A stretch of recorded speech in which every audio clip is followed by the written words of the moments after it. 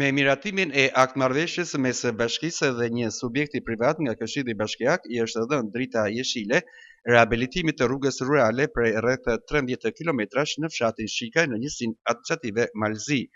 Investimi, i cili do të realizohet nga një subjekt privat, synon përmirësimin e infrastrukturës rrugore dhe krijimin e kushteve më të mira për banorët e zonës.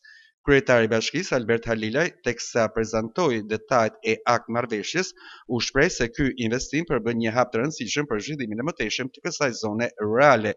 Vlera totale në përveshë është 300 milion 220.448 lek. Që do thonë, bashkia është e përdispozuar për të gjithë ato të lidhur me zbatimin e kësaj marrëveshje. Çdo subjekt i cili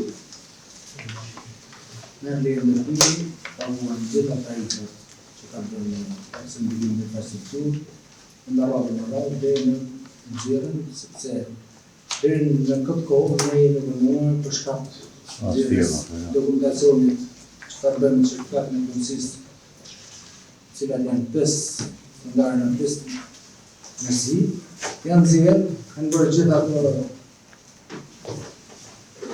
përpjekje për në kohë rreth dhe më në fund është finalizuar që të jetë investim i cili do shërbejë një komiteti të Njësisë Administrative Malzi, që gjejë rastin ta falenderoj lidhe me këtë mbështetje financiare për realizimin e infrastrukturës.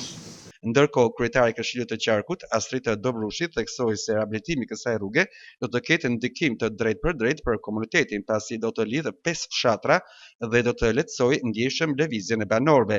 Falenderoj këtë subjektin që ka marrë iniciativë për të investuar në vendlinjen e vet, një rrugë rurale të asaj zone. Kjo rrugë lidh 5 fshatra, lidh Shtanën, Dugaxhin, Shikaj, lidhet pjesën e Simonit dhe lidhet me qendrën e Shërbërisë. Për banorët e zonës, kjo ndërhyrje pritet të sjellë jo vetëm përmirësim të aksesit dhe ulje të vështirësive në qarkullim, por edhe më shumë mundësi për zhvillimin e bujqësisë, blegturisë dhe aktivitete tjera ekonomike. Rehabilitimi i kësaj rruge shihet si një investim me ndikim të drejtë në jetën e përditshme të komunitetit dhe në lidhjen më të mirë të fshatrave me qendrat administrative e tregjet në qytet.